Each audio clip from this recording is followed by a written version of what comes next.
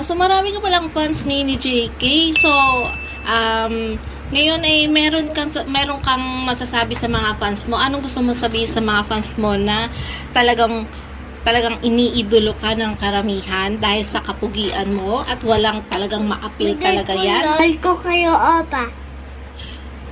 Ano ulit yun, JK? Mahal ko kayo, Opa. Ayun. Opo. Mahal ko kayo, pa. Opo.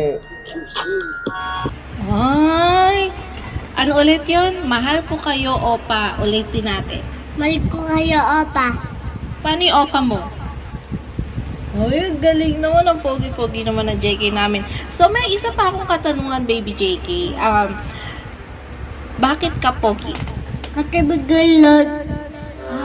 Bigay ni Lord ang kapugian mo. Paano ba yung poging style ni Mini JK?